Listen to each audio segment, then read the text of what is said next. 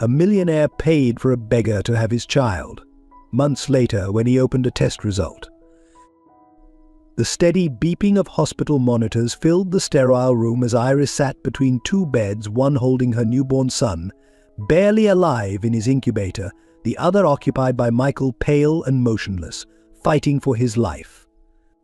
Her trembling hand moved from one to the other, torn between them, her heart breaking with each passing second.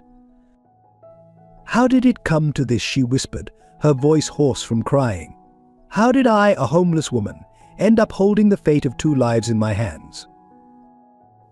Before we get into the story, comment below where in the world you are watching from today, and if you like this story, don't forget to subscribe. 6 months earlier. The bitter winter wind cut through Iris's threadbare coat as she huddled in her usual corner between two buildings. The smell of hot food wafting from the nearby restaurant made her stomach growl painfully. It had been 2 days since her last proper meal. At 25, she had already lived several lifetimes of hardship, yet something in her eyes still held a spark of dignity that years on the streets hadn't managed to extinguish. She watched the endless stream of people passing by, all seemingly having a purpose, somewhere to go, someone waiting for them. Their designer shoes clicked against the pavement, their expensive coats wrapped tightly against the cold they only had to endure for moments between their warm cars and heated buildings. One day she murmured to herself, "A habit born of loneliness. Someone will look at me and see a human being, not just a stain on their perfect sidewalk." The irony of her words would only become apparent later, when that very day changed everything.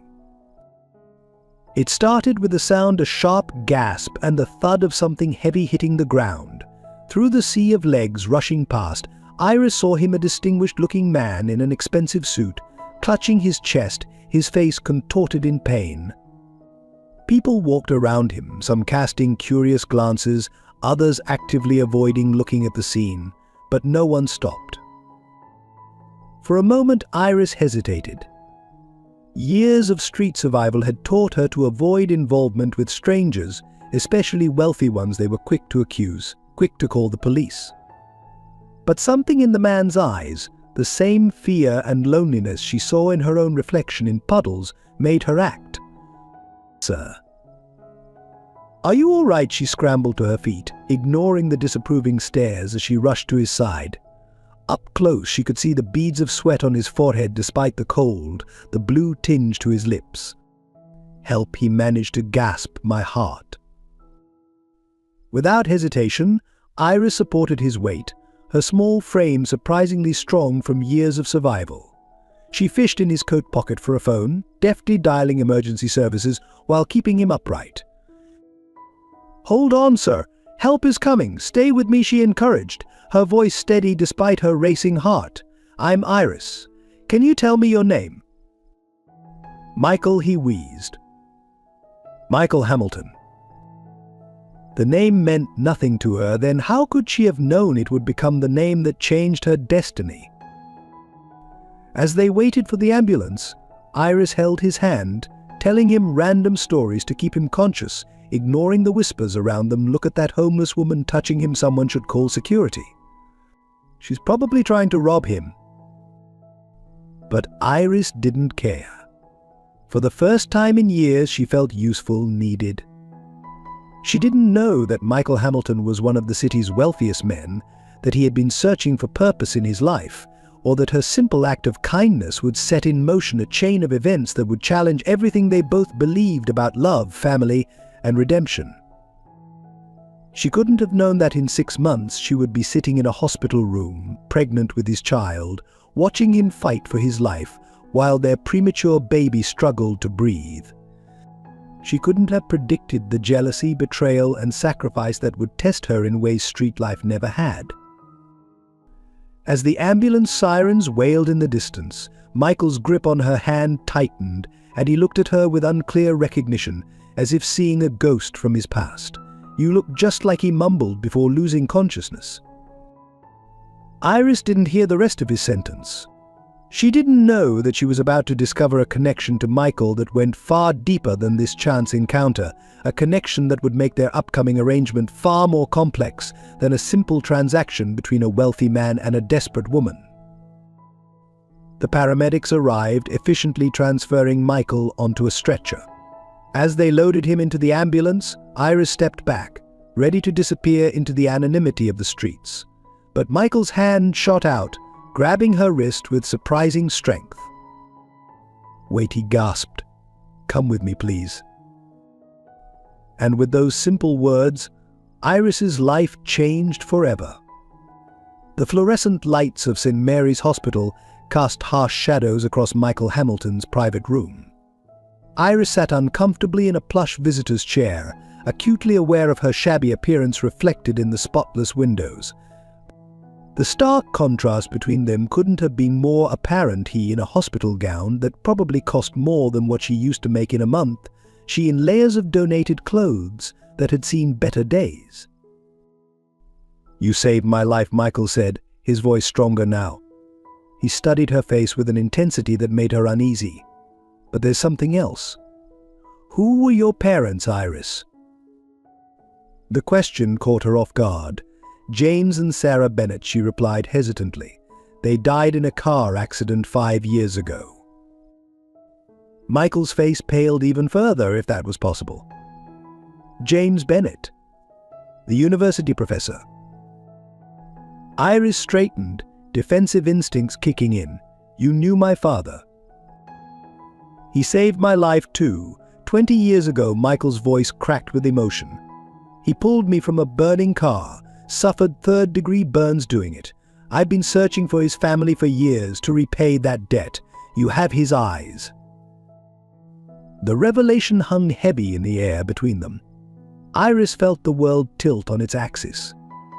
Her father had never mentioned this incident. He'd had many scars, but never spoke of their origins. "I was in my 2nd year of medical school when they died," Iris said softly, the words tumbling out before she could stop them. "The insurance barely covered the funeral. I tried to keep studying, working 3 jobs, but eventually—" She gestured vaguely at herself, embarrassed by her situation. Michael's eyes filled with tears. "Your father gave everything to save a stranger, and his daughter ended up on the streets. The universe has a cruel sense of humor." Before Iris could respond, the door opened with a soft swish. Athena Ward, Michael's head housekeeper, entered the room like a storm cloud in an expensive suit. Her steel-grey hair was pulled back in a severe bun, her sharp eyes taking in the scene with obvious disapproval. "Mr. Hamilton, your cardiovascular specialist is here," she announced, pointedly ignoring Iris. "And the police would like to know if you wish to press charges against anyone for touching you without consent." Athena, Michael's voice carried a warning tone. "Miss Bennett is my guest. She saved my life just like her father did years ago." Something flickered across Athena's face recognition, perhaps, before her professional mask slipped back into place. "As you wish, sir. But might I remind you of the Thompson incident last year, when that homeless man claimed to be your long-lost cousin?" Iris stood up, her dignity rallying despite her circumstances. "I'm not claiming anything, Mrs. Ward. I didn't even know about my father's connection to Mr. Hamilton until now. I should go." No, Michael's command stopped her. "Athena, please inform Frank that we'll need the guest suite prepared. Miss Bennett will be staying with us while we sort things out." The housekeeper's lips thinned to a nearly invisible line, but she nodded curtly and left the room. Through the closing door, Iris caught a glimpse of Frank Martinez, the estate's gardener, a kind-faced man in his 50s who gave her an encouraging smile. "You don't have to do this," Iris said once they were alone. "I didn't help you for money or favors." "I know," Michael replied, his expression softening. "That's exactly why I want to help. But there's something else." He hesitated, seeming to weigh his next words carefully. "I received some test results this morning before my episode. I'm dying, Iris. Aggressive leukemia. The doctors give me 6 months, maybe a year." The confession hung heavy in the air. Iris felt an unexpected surge of compassion for this man who seemed to have everything, yet was facing the same inevitable end as any street person she'd known. "I'm sorry," she offered, the words feeling inadequate. "I've achieved everything I ever wanted in life," Michael continued, "except for one thing: a family. A child to carry on not just my name and fortune, but the values your father taught me about sacrifice and compassion." He took a deep breath. "I have a proposal for you, Iris, one that could change both our lives." Meanwhile, in the mansion's kitchen, Athena was gripping the marble counter so hard her knuckles turned white. Frank watched her from the doorway, concern evident on his weathered face. "It's happening again, isn't it?" he asked softly. Athena's shoulders tensed. "You don't understand, Frank. 20 years ago I lost everything to someone like her. Someone who played on sympathies, who seemed so genuine." She turned, revealing unshed tears. "My daughter trusted a homeless man, let him into our lives. He took everything, including her life. That's why Mr. Hamilton hired me. We both learned the hard way that kindness can be deadly." Frank shook his head. "But Iris isn't that man, Athena. I've watched her these past months, living in that alley. She shares what little food she gets with the stray cats. She helps old Mrs. Peterson carry her groceries, even though the woman never gives her anything in return." "People can be excellent actors when desperate," Athena replied coldly. "I won't let another predator destroy this household. I owe Michael that much." Back in the hospital room, Michael finished outlining his proposal. Iris sat in stunned silence, trying to process what she'd just heard. He wanted her to be a surrogate mother, to carry his child in exchange for financial security and a fresh start in life. "Why me?" she finally asked. "You could hire anyone, someone with a better background, better health." "Because you have your father's heart," Michael replied simply. "And because you help me without wanting anything in return. Those are the values I want my child to inherit." Iris looked out the window at the city skyline, at the streets that had been both her home and prison for the past 3 years. A chance at a new life beckoned, but at what cost? What neither of them knew was that this decision would set in motion a chain of events that would test them all: Michael's faith in human nature, Athena's ability to overcome her prejudices, Frank's loyalty, and most of all, Iris's strength to fight not just for survival, but for love. In the dying light of day, as the hospital shifted from day to night staff, 4 lives stood on the brink of transformation. Michael Hamilton, the dying millionaire seeking redemption through legacy. Iris Bennett, the homeless woman carrying the weight of her father's sacrifice. Athena Ward, the bitter housekeeper haunted by past tragedies. And Frank Martinez, the quiet gardener who would soon become an unexpected hero in their intertwined destinies. The stage was set for a story of redemption, sacrifice, and the unexpected ways that love can bridge the deepest divides. But first, Iris had to make a choice that would change everything. "I'll do it," she whispered, her voice gaining strength. "But I have conditions." And so began a journey that would challenge everything they thought they knew about family, trust, and the power of second chances. Little did they know that time was not on their side, and that the true test of their bonds would come sooner than any of them expected. The morning sun filtered through the mansion's towering windows as Iris followed Athena through what would be her new home. The housekeeper's heels clicked sharply against the marble floors, each step like a countdown to an explosion. "These will be your quarters," Athena announced, opening a door to reveal a suite larger than any apartment Iris had ever lived in. "Mr. Hamilton insists you be treated as a guest, not staff." However, her voice took on an edge of steel. "There are rules." Iris listened as Athena listed the restrictions. Certain areas were off limits. She wasn't to answer the main door or phones, and she should make herself scarce when visitors arrived. The message was clear: she was to be a ghost in this house. "One more thing," Athena added, turning sharply. "I've seen your kind before. If you're planning to take advantage of Mr. Hamilton's condition, know that I keep very detailed records of everything that happens in this house. Before Iris could respond, Frank appeared in the doorway. Mrs. Ward, Mr. Hamilton is asking for you in his study. Athena left with one last warning glare. Frank lingered, his kind eyes meeting Iris's. Don't mind her, he said softly. She's protective of Mr. Hamilton. We all are for good reason. What reason is that? Frank hesitated. It's not my place to say, but this isn't the first time someone has tried to claim a connection to him. The last incident nearly broke him. Later that afternoon, Iris found herself in Michael's study, trying not to fidget under his intense gaze. He'd been released from the hospital that morning, but already seemed more energized, almost eager. The fertility clinic has an opening tomorrow, he began without preamble. Dr. Roberts is very discreet. She'll handle all the medical procedures. Iris swallowed hard. Despite her agreement, the reality of what she was about to do hit her full force. Michael, about my conditions. He leaned forward, his expression softening. Name them. First, I want to be involved in the child's life, not just as a surrogate, but as a real mother. Second, I want to study again, finish my medical degree. And third, she took a deep breath. I want the truth about why you really chose me. Michael's face went through a series of emotions before settling on resignation. The truth, he opened a drawer and pulled out an old photograph.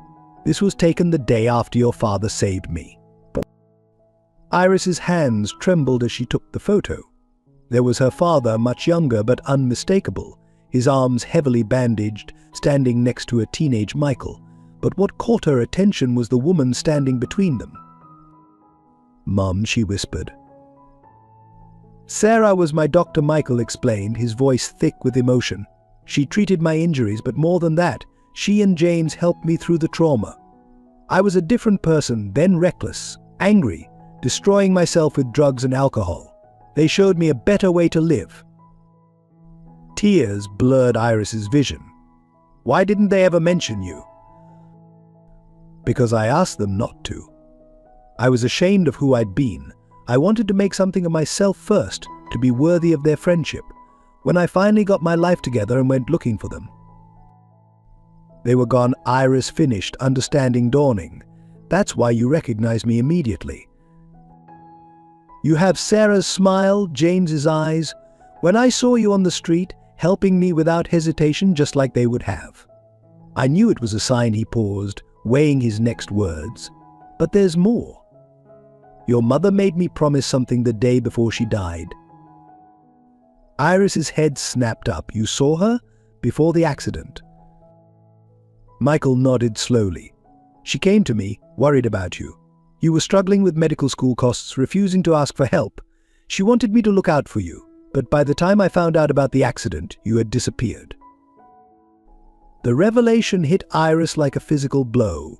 All those years on the street, thinking she was completely alone. Why tell me this now, she asked, her voice barely a whisper. Because you deserve to know that this isn't charity or manipulation. This is me fulfilling a promise to two people who saved my life in every way possible. He leaned back, suddenly looking very tired. The child we create will have an extraordinary legacy to live up to. Just then, Athena entered with Michael's afternoon medications. Her eyes narrowed at the sight of the photograph in Iris's hands. Sir, should you be getting so emotional in your condition, she asked, pointedly collecting the photo. Actually, Athena, Michael said firmly, I think it's time you knew the whole story too. Sit down, please. What followed was a conversation that would change the dynamics of the household forever. As Michael revealed the deep connection between himself and Iris's parents, even Athena's iron facade began to crack. They saved you from becoming like him, she asked, her voice uncharacteristically vulnerable. Michael nodded, understanding her reference to the man who had destroyed her family. Yes, they showed me that true change is possible, but only through complete honesty and genuine redemption. Athena looked at Iris with new eyes, seeing for the first time not a threat but a legacy. Yet her protective instincts couldn't be completely silenced. "And the child?" she asked. "What guarantee do we have that?" "That I won't take the baby and run," Iris interrupted, standing up. "The same guarantee you have that I won't run now, my word. And my parents' memory." Frank, who had been quietly tending the study's plants, spoke up unexpectedly. "If I may, Mrs. Ward, sometimes faith in people isn't about guarantees. It's about giving them the chance to prove themselves." The room fell silent as his words sank in. Finally, Athena straightened her spine. "Very well," she said crisply. "If we're doing this, we'll do it properly. Miss Bennet will need a complete wardrobe, medical checkups, and proper nutrition. I'll make the arrangements." As she left the room, her military-precise steps slightly less hostile, Frank gave Iris an encouraging wink. "Welcome to the family," he said softly, "even if some of us take longer to show it than others." That night, as Iris lay in her new bed, surrounded by more luxury than she'd known in years, she looked at her reflection in the darkened window. Tomorrow, she would begin the journey to motherhood, carrying a child that would connect her forever to her parents' legacy. "Mom, Dad," she whispered to the stars, "I hope I'm doing the right thing." What she couldn't know was that the true test of her strength and the bonds forming in this unlikely household was still to come. The next 6 months would bring challenges none of them could anticipate, forcing them all to confront their deepest fears, prejudices, and capacity for love. As she drifted off to sleep, the last thing she saw was a shooting star streaking across the sky, a sign, perhaps, that her parents were watching, guiding her toward a destiny none of them could have imagined. If you found yourself moved by Iris's journey so far and wish to join her through the challenges, triumphs, and transformations ahead, we invite you to become part of our storytelling family. Your subscription is like a gentle promise to witness the unfolding of not just this tale, but many others that touch the heart and stir the soul. The fertility clinic's waiting room was a study in contrasts. Elegant couples in designer clothes sat as far as possible from Iris, despite her new attire carefully chosen by Athena. Their whispers weren't quite quiet enough to miss. "Isn't that the homeless woman from 5th Street? What's someone like her doing here? I heard she trapped some rich man." Iris fixed her eyes on the magazine in her lap, pretending not to hear. Her fingers traced the edge of the credit card Michael had given her first legitimate piece of identification in years. The weight of it felt foreign, like playing dress-up in someone else's life. Miss Bennet, the nurse's voice carried barely concealed disdain. "Dr. Roberts will see you now." The examination room was cold, both in temperature and atmosphere. Dr. Roberts, a polished woman in her 50s, barely looked up from her tablet. "So, you're Mr. Hamilton's candidate," she said, the pause speaking volumes. "Let's review your medical history." Each question felt like an accusation. Years of street living, malnutrition, exposure to the elements. The doctor's pen scratched against her notepad like nails on a chalkboard. "Well," Dr. Roberts finally looked up, her expression clinical. "You're surprisingly healthy, considering. But let me be clear, this pregnancy will be high risk. Any sign of drug use or alcohol?" "I've never used drugs," Iris interrupted, her voice quiet but firm. "And I haven't had alcohol since before my parents died." Something flickered in the doctor's eyes, surprise, perhaps respect. She consulted Michael's file next. "Mr. Hamilton's condition complicates things. The stress of pregnancy could affect both of you significantly. Are you prepared for that responsibility?" Before Iris could respond, the door opened. Michael stood there, looking more fragile than she'd ever seen him, but his eyes were determined. "She's more than prepared," he said, moving to stand beside Iris. "She's family." The procedure itself was clinical, impersonal, but as Iris lay there afterward, Michael held her hand, sharing stories about her parents she'd never heard before. How her mother would sing to patients in the cancer ward. How her father spent weekends tutoring underprivileged students. "Your mother once told me," Michael said softly, "that true wealth isn't in what we have, but in what we give." I didn't understand then. I do now.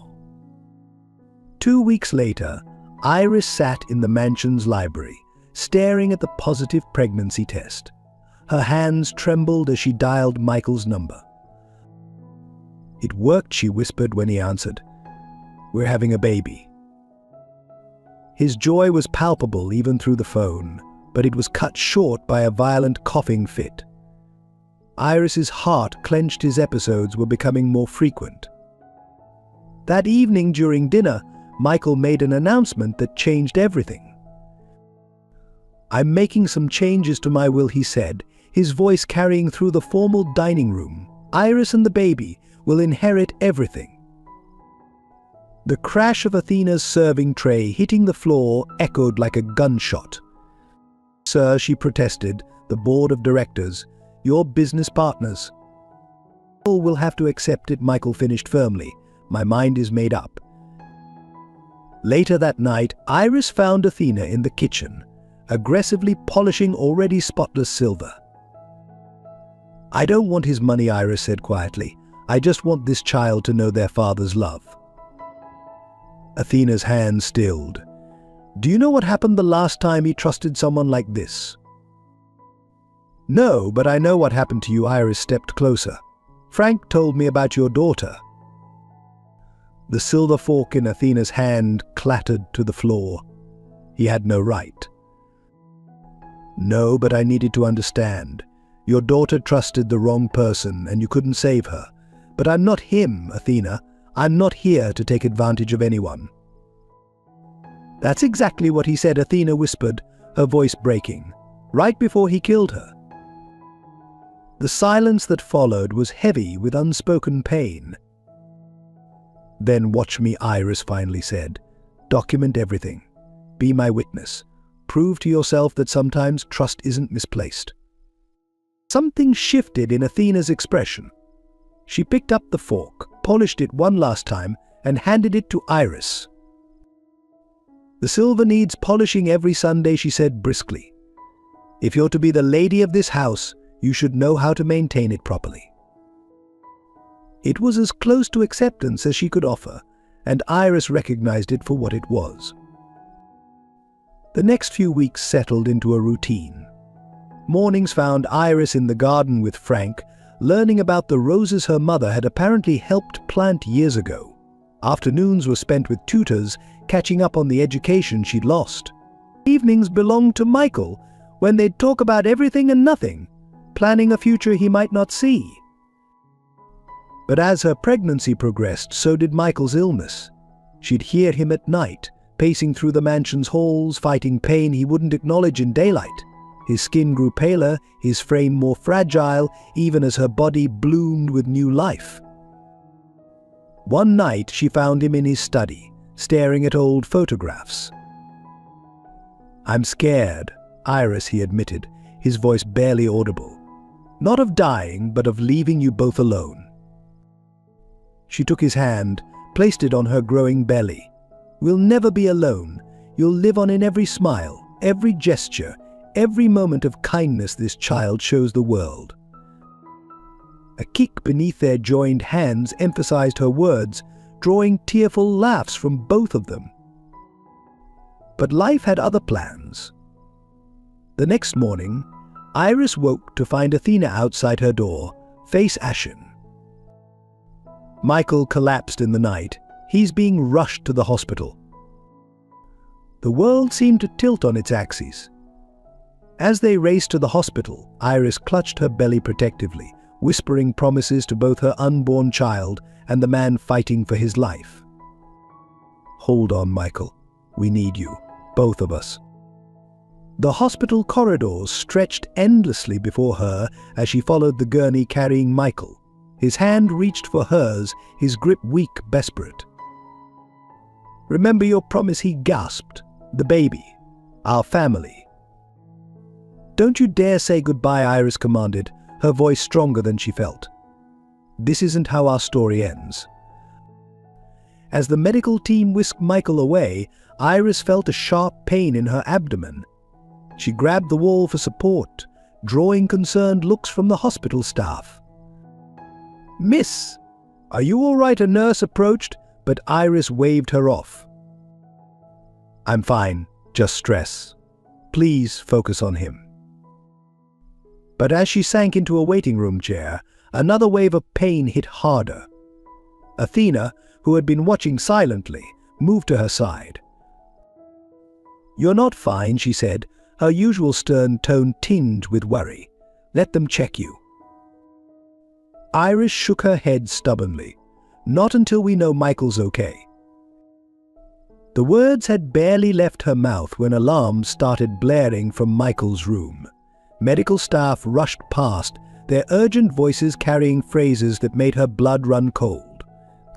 Cardiac arrest, dropping pressure, crash cart. Iris tried to stand, to go to him, but the room spun violently. The last thing she saw was Athena's face, usually so composed, contorted with fear as she caught her falling body. "Help!" Athena's voice seemed to come from very far away. "She's pregnant, someone help her." As consciousness slipped away, Iris had one last, crystal clear thought: this couldn't be how their story ended. It couldn't be. But fate, it seemed, had other plans for the unlikely family they'd become. The emergency room buzzed with activity as Iris regained consciousness. Her first coherent thought was of Michael. But where is he? Is he... She couldn't finish the sentence. A nurse nearby barely glanced at her. "Mr. Hamilton is in intensive care. Are you?" Family, the doubt in her voice was unmistakable. "She's carrying his child," Athena interjected sharply, surprising Iris with her defensive tone. The nurse's eyebrows shot up, her lips curling slightly. "Oh, one of those arrangements." Iris struggled to sit up, fighting waves of dizziness. Her protective instincts flared at the nurse's implication, but before she could respond, Dr. Marcus, the attending physician, approached. "Miss Bennett, we need to run some tests. Your blood pressure is concerning, and given your background, we need to check for any substance-related issues." "I've never used drugs," Iris stated firmly, for what felt like the 100th time. Nevertheless, Dr. Marcus continued, not bothering to hide his skepticism. "Hospital policy requires." "Hospital policy," Athena interrupted, her voice razor-sharp. "I assume you require drug tests from all your pregnant patients, or is this special treatment reserved for those who don't match your preferred social profile?" The doctor flushed. "Mrs. Ward, given the patient's history of homelessness, given her current status as Mr. Hamilton's chosen surrogate and the mother of his child," Athena corrected icily, "perhaps you should focus on her present condition rather than your prejudices about her past." Iris watched this exchange with growing amazement. Was Athena actually defending her? But a new wave of pain shot through her abdomen, making her gasp. This time, the medical staff's reaction was immediate, though their underlying attitudes remained transparent. "Get her to examination room 3, Dr. Marcus ordered, and someone called Dr. Roberts. If anything happens to this baby, Mr. Hamilton's lawyers will have a field day." As they wheeled her down the corridor, Iris could hear the whispers following her. "Can you believe Hamilton chose a homeless woman? Probably trapped him. Wonder how much she's getting paid." In the examination room, a young resident attempted to take her medical history, her pen hovering judgmentally over the form. "Any history of prostitution?" she asked bluntly. "Excuse me," Iris and Athena spoke simultaneously. It's a standard question for the resident paused, searching for diplomatic words. "For what?" Athena demanded, For women you assume sold themselves because they fell on hard times. For women you've already judged and condemned without knowing their stories. The resident blanched.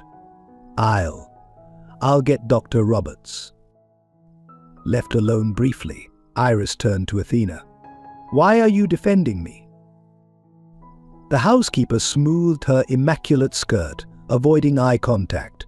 Because I was wrong about you, and because. She hesitated, because 19 years ago, when my daughter was in the hospital, no one defended her against their prejudices. They saw a naive girl who'd trusted the wrong person, and they treated her accordingly.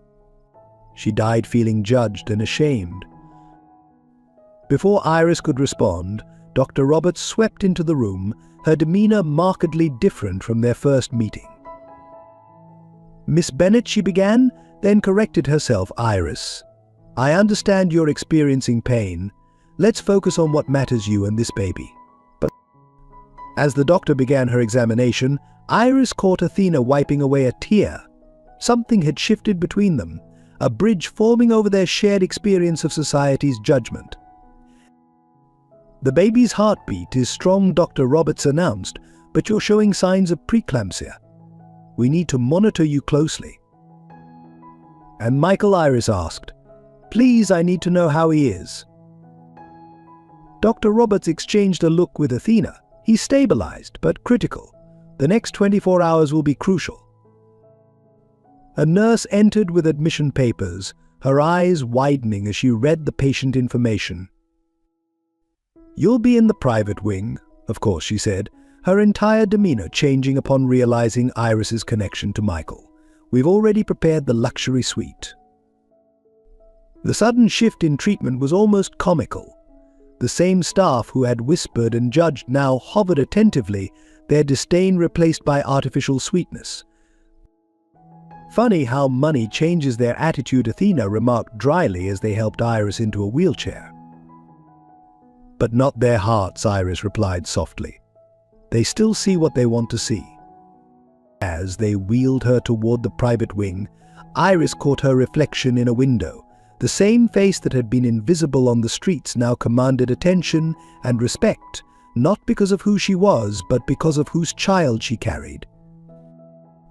The irony wasn't lost on her. Society's prejudices could be overcome not by character or dignity, but by association with wealth and power. In the weeks following their return from the hospital, the mansion took on a different atmosphere. Michael's condition had stabilized, but he remained weak, confined mostly to his bedroom suite. Athena, despite her moment of solidarity at the hospital, seemed to channel her worry into increasingly controlling behavior. The tiles need scrubbing again, she announced one morning, finding Iris in the kitchen. And the silver isn't properly polished. I just finished those yesterday, Iris replied, one hand resting on her growing belly. At 5 months pregnant, even simple tasks had become challenging.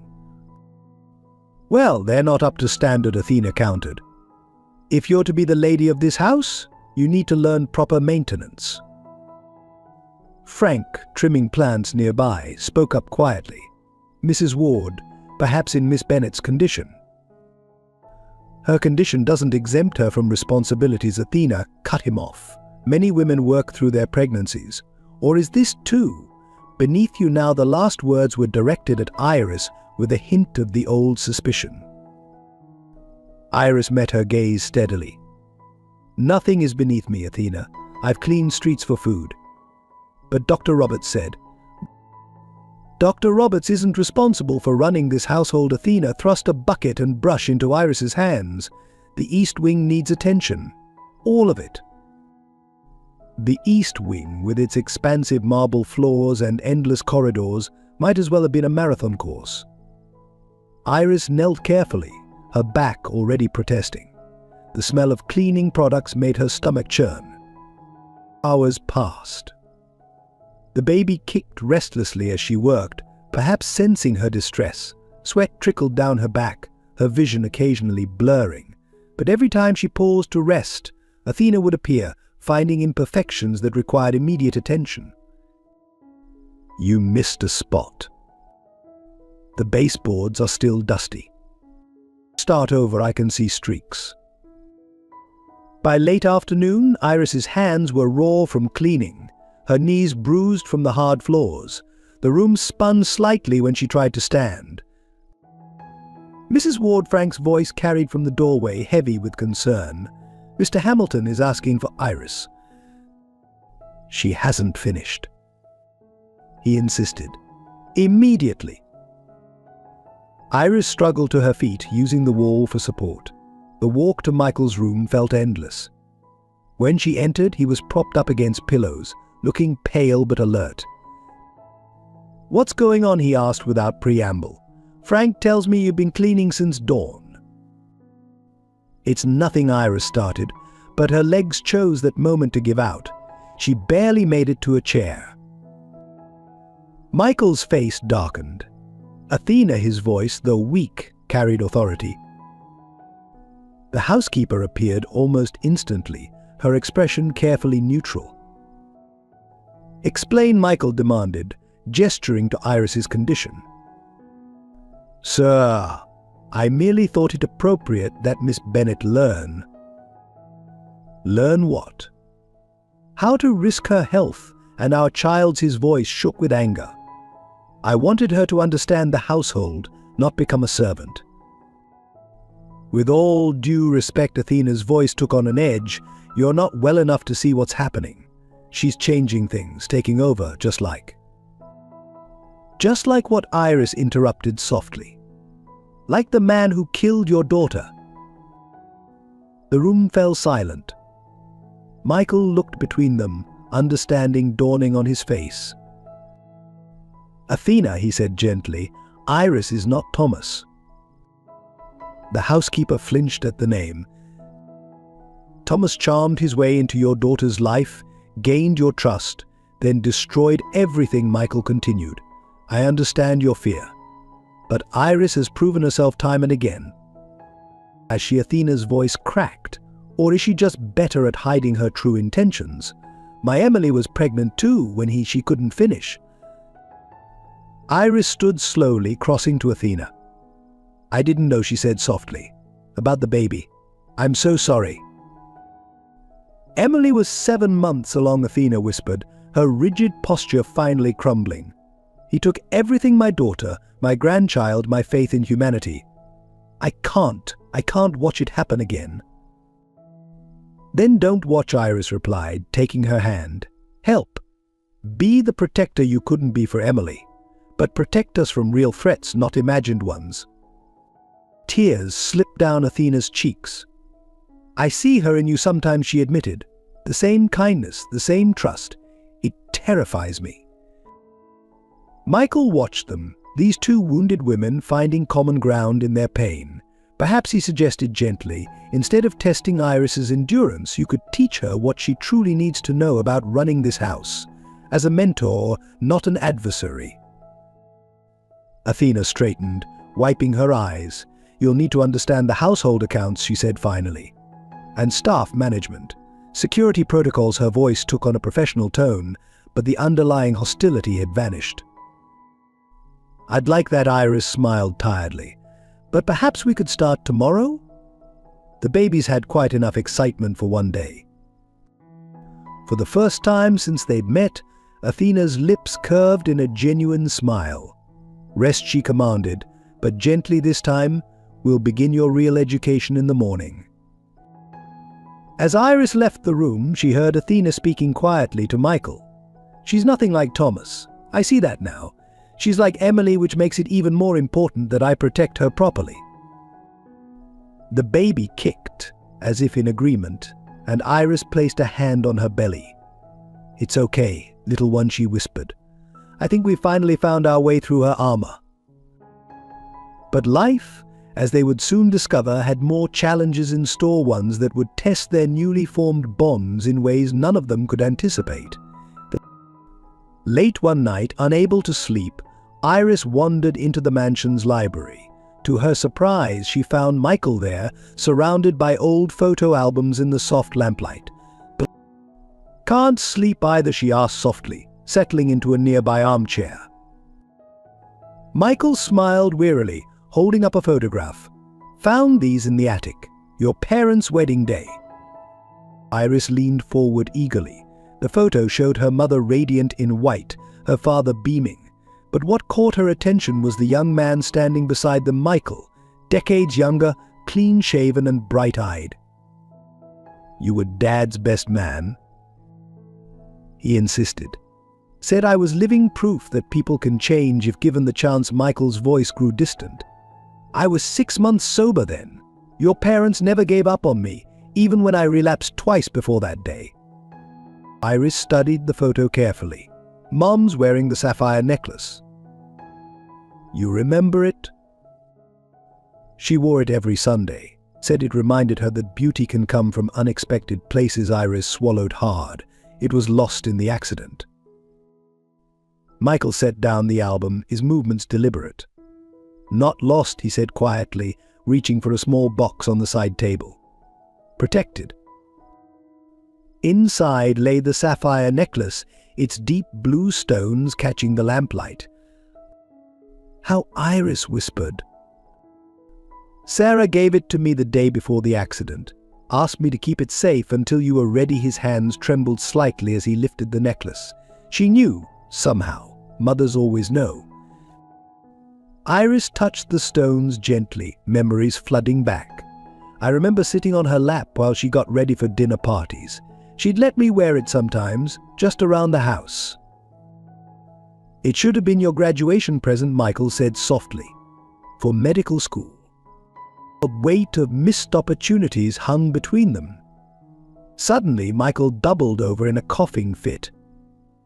Iris rushed to his side, supporting him until it passed. "I'm fine," he wheezed, but his handkerchief came away spotted with blood. "You're not fine," Iris said firmly, her medical training kicking in. "And you're not fooling anyone by pretending." Michael's shoulders sagged. "I'm scared, Iris. Not of dying, I've made my peace with that. But this child," his hand reached out to touch her rounded belly. "Will they remember me? Will they know how much I already love them?" The baby kicked against his palm, drawing a tearful laugh from both of them. "Tell me about your dreams for them," Iris encouraged, settling on the floor beside his chair. "What do you imagine?" For hours they talked. Michael spoke of his hopes not for business success or social status, but for simple joys, teaching the child to ride a bike, reading bedtime stories, Sunday picnics in the garden. "I want them to know value isn't measured in bank accounts," he said passionately. "I want them to have your heart, your parents' compassion." As dawn broke, finding them still talking, Iris made a decision. "Move into the garden suite," she suggested. "It's closer to my room, has better air circulation, and opens directly to the roses Mom planted." "Athena won't approve of changing the master's traditional quarters," Michael smiled weakly. "Athena will help us move today," a voice came from the doorway. The housekeeper stood there, breakfast tray in hand, her expression soft. "I've been considering suggesting it myself." Over the next few days, the household settled into a new rhythm. Michael grew stronger, surrounded by Sarah's roses, often sitting in the garden, while Iris read medical textbooks nearby. Athena's lessons in household management became a daily ritual, punctuated by stories of Emily's childhood. Frank, ever observant, started keeping a journal. "Someone should record this," he told Iris one evening. "How love can heal even the deepest wounds." But fate wasn't finished testing them. One morning, as Michael and Iris shared breakfast in the garden, his hand suddenly went slack, his teacup shattering on the flagstones. Iris reached for him, her heart racing. His eyes were unfocused, blood trickling from his nose. "Can't breathe." "Athena." "Frank, call an ambulance," Iris screamed, her medical training warring with her terror. As the ambulance wailed into the distance minutes later, Iris felt the first sharp pain in her abdomen. The baby, usually active, went ominously still. "No," she whispered, "not now. Please, not both of you." The universe, it seemed, had other plans. In the quiet hours between midnight and dawn, Frank Martinez sat in his modest gardener's cottage, carefully writing in a leather-bound journal. His weathered hands, still dirt-stained from tending Sarah's roses, moved steadily across the pages. Day 156 of the Hamilton Chronicles, he wrote. Something's changing in the mansion. It's not just the obvious Michael's declining health or Iris's advancing pregnancy. There's a deeper transformation happening, one that reminds me of watching a garden come alive after winter. Frank had been more than just a gardener for the past 20 years. He was the mansion's quiet observer, its secret historian. Every significant moment, every subtle change, recorded in volumes of journals hidden in his cottage. Today, I witnessed something remarkable, his entry continued. Athena was teaching Iris about the family silver when Michael had another coughing fit. Before any of us could move, both women reached him simultaneously, Athena with his medication, Iris supporting his weight. They worked in perfect synchronization, like they'd been doing it for years. The look they exchanged afterward, it was as if they finally recognized each other as family. He paused, remembering the scene. But there's something else, something troubling. The doctor's visits are becoming more frequent. I overheard Dr. Roberts talking to Michael in the garden. His condition is deteriorating faster than expected. And Iris. She's hiding her own symptoms. I've seen her clutching the stair rail, fighting dizziness. She thinks no one notices, but I do. I always do. A soft knock interrupted his writing. Opening the door, he found Athena standing there, her usual perfect posture slightly slumped. You're still documenting everything, she asked, entering without invitation. Frank nodded, gesturing to the journals lining his shelves. Someone needs to remember the truth. The truth, Athena picked up the current journal, scanning the latest entry. You mean how wrong I was about her? Among other things, Frank watched as Athena sank into his worn armchair. You're worried about her too, aren't you? She's pushing herself too hard, Athena admitted, just like she trailed off. Like Emily did. Athena's sharp intake of breath confirmed his suspicion. You remember Emily? I remember everything, Athena. Including the real reason you were so hard on Iris at first. Frank pulled out an older journal, opening to a marked page. May 15th, 2005, Emily Ward visited the mansion today, seeking help. She was 7 months pregnant, desperate to escape Thomas. Athena turned her away, believing she was being manipulated again. 2 days later. Stop, Athena whispered. Please. You weren't protecting Michael from Iris, Frank continued gently. You were trying to protect Iris from what you thought was your mistake with Emily. Tears slipped down Athena's cheeks. I should have believed my daughter, if I had just listened. And now you see history repeating itself, another pregnant young woman, another life in the balance. But this time you have a chance to make a different choice. Athena stood abruptly, moving to the window. Outside, the mansion's lights glowed softly in the darkness.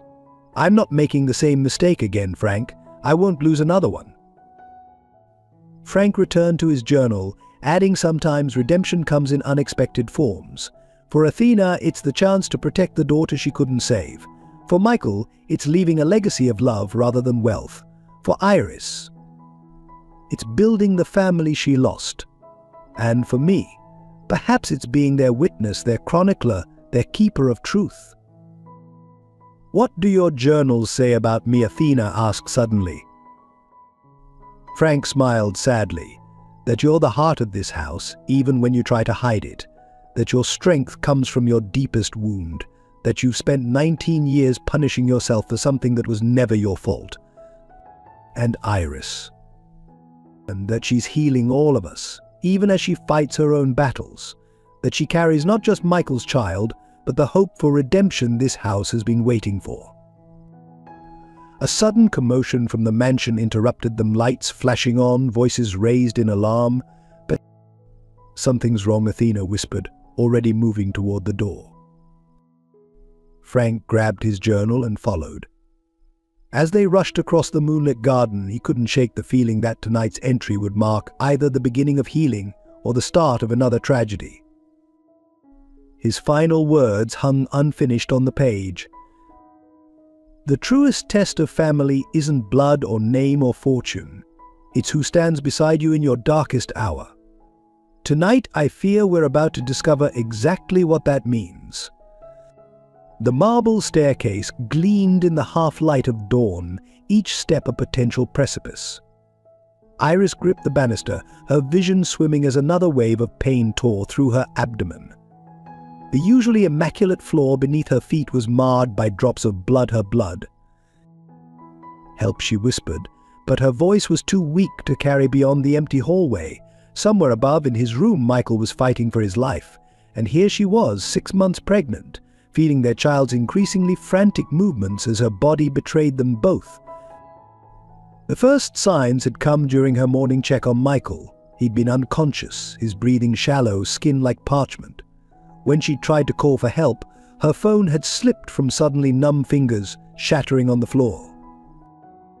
Now each step down was a battle. Her medical training screamed warnings in her head: preeclampsia, placental abruption, the terrifying possibilities multiplied with every passing moment. Just a few more steps, she encouraged herself, though the bottom of the staircase seemed miles away. "Hold on, little one. Please hold on." Where was everyone? Athena should have been awake by now, starting her morning routine. Frank usually began his garden work at dawn, but the mansion remained eerily silent, as if holding its breath. Another step. Her hand left bloody prints on the pristine banister. The irony wasn't lost on her. How many times had Athena made her polish this same railing until it shone? Should have waited. Should have called for help first, she muttered, but she knew why she hadn't. The last time she'd asked Athena for help with Michael, the housekeeper had dismissed her concerns as attention-seeking. Crying wolf, she'd called it. The world tilted suddenly, forcing Iris to sink to her knees. The cold marble pressed against her skin as another contraction ripped through her, too early, too violent. Her baby kicked frantically, as if sensing the danger.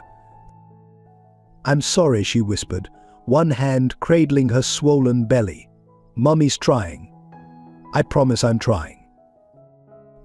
A memory flashed unbidden, her mother's voice from years ago. Sometimes the hardest part of love is knowing when to ask for help. She'd been teaching young Iris about pride versus necessity.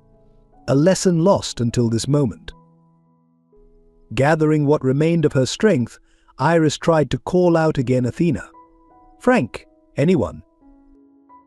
Her voice echoed through the empty halls, bouncing off marble and mahogany, returning to her unanswered. The pain intensified, and she felt a warm gush between her legs. More blood, too much blood. In that moment, clarity struck with devastating force. She was going to lose this baby. She was going to lose Michael. After everything they'd built, all the trust and love they'd created, it would end here, on these cold stairs, alone.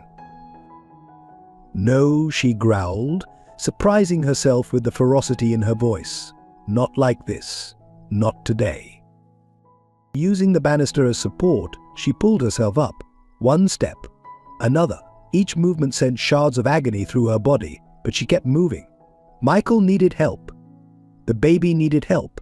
Pride and fear had no place in this equation. She was nearly halfway down when it happened. A wave of dizziness, stronger than before, hit without warning.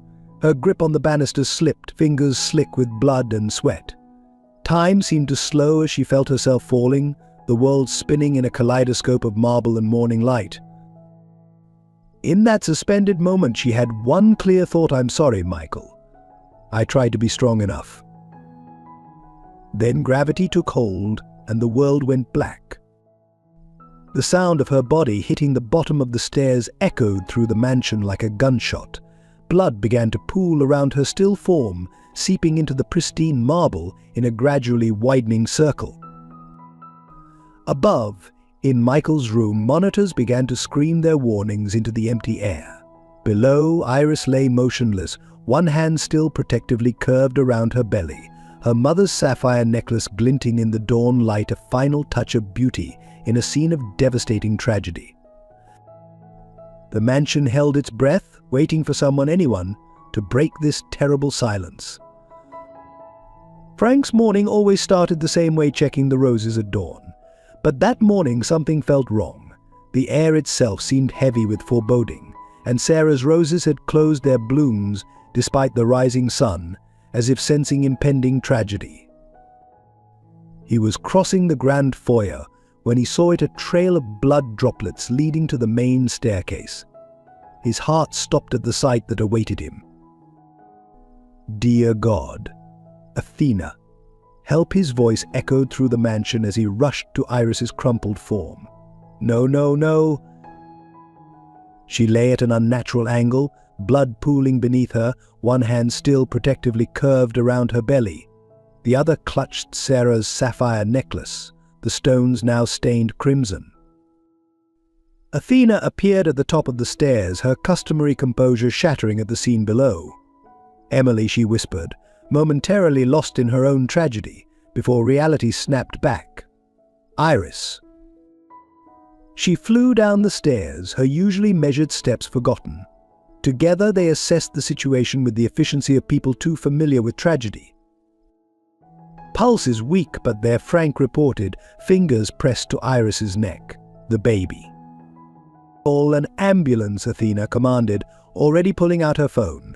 She paused, horror dawning. "Michael's monitors, why aren't they?" A distant alarm began to wail from upstairs. "Go," Frank urged. "I'll stay with her."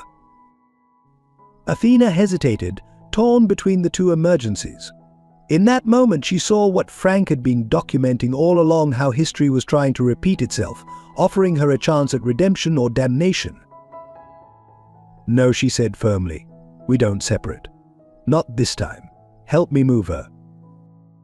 "We shouldn't move her in this condition." "Look at the blood pattern, Frank."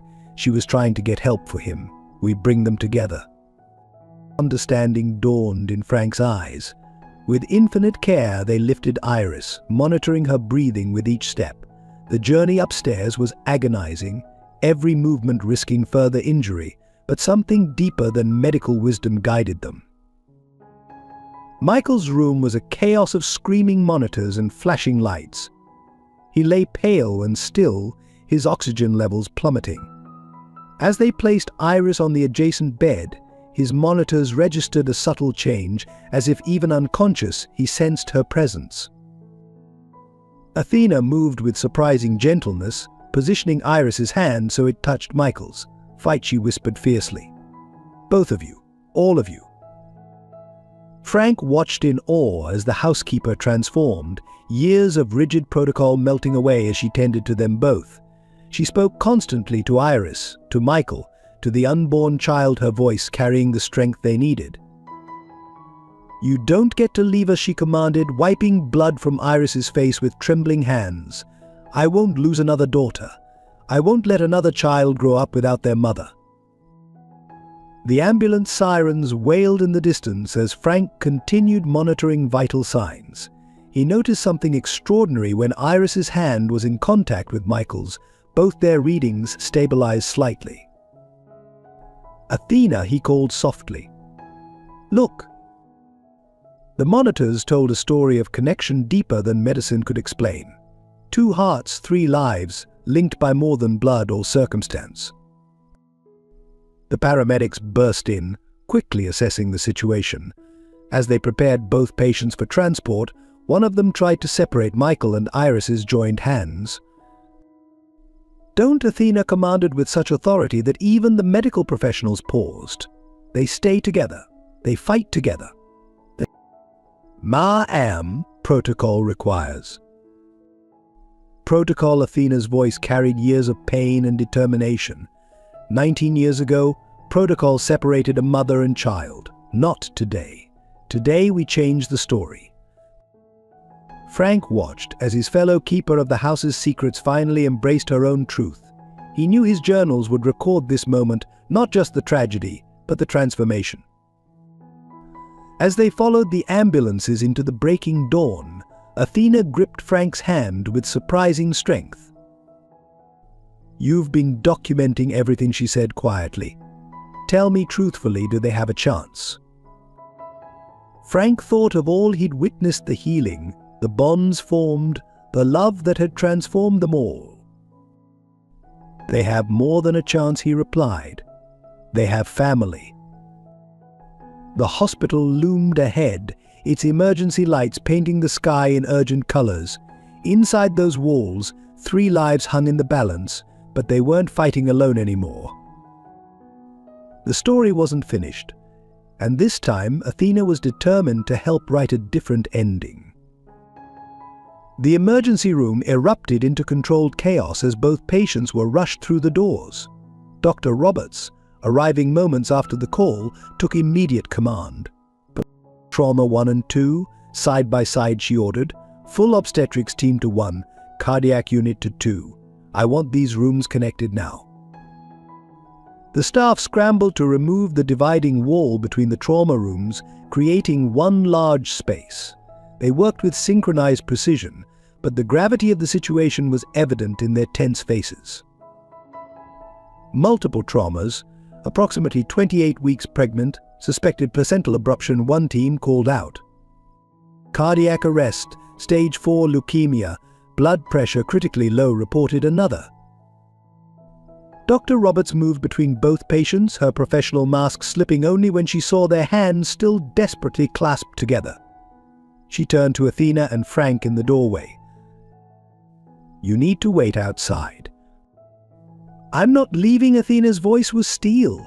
"Not this time." Something in her tone made the doctor pause. "Stay out of the way, and prepare yourselves, this might not end well." The next hours were a blur of medical terminology and urgent decisions. Iris's blood pressure kept dropping dangerously low. The baby's heartbeat became erratic. Michael's body was shutting down. "We need to perform an emergency C-section," Dr. Roberts announced. "The baby's in distress." "She's too weak for surgery," another doctor argued. "She'll never survive." "And the baby won't survive if we wait," Dr. Roberts countered. "We're losing all 3 of them." From her corner, Athena watched the medical team debate, her own memories threatening to overwhelm her. 19 years ago, she'd stood in a similar room, listening to doctors make decisions about Emily's life. She'd been silent then, paralyzed by protocol and propriety. Not this time. What would give them the best chance, she asked, her voice cutting through the medical debate. Not individually together, as a family. Dr. Roberts looked startled, then thoughtful. "Theoretically. If we could stabilize Michael, his presence might help Iris's readings. We've seen it in the monitors, but he needs a blood transfusion immediately, and with his rare blood type." "Test me." Athena stepped forward. "Test me now." "Mrs. Ward, the chances of a match." "Emily had the same blood type as Michael," she said quietly. "She got it from me." The revelation hung in the air. Frank reached for his journal, understanding finally dawning. This wasn't coincidence, this was redemption. The next moments were a flurry of activity. Athena's blood was drawn and tested while the medical team fought to keep all 3 patients alive. "It's a match," the lab technician announced, rushing in. "Perfect match." Athena was already rolling up her sleeve. "Take what you need, take it all." As her blood flowed into Michael's veins, the monitors began to show improvement. His color slowly returned, his readings stabilized. "BP rising," someone called out. "He's fighting back."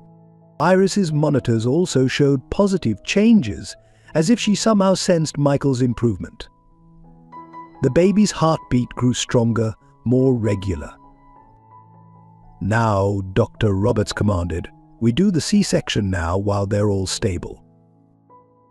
What followed was a delicate dance of medical expertise and human determination. As doctors worked to deliver the baby, Athena continued giving blood, her own strength waning but her resolve unshaken. Frank documented everything in his ever-present journal, recording not just the medical miracle unfolding, but the deeper healing taking place. Athena wasn't just giving blood, she was giving forgiveness to herself and to the past.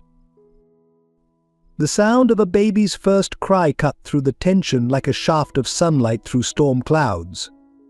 Tiny but fierce, the infant announced their arrival with a strength that belied their premature state. Boy, Dr. Roberts announced, her voice thick with emotion. Small but fighting. As the baby was quickly whisked to the NICU, Michael's eyes fluttered open. His first conscious moment in hours was met with the sound of his son's cry.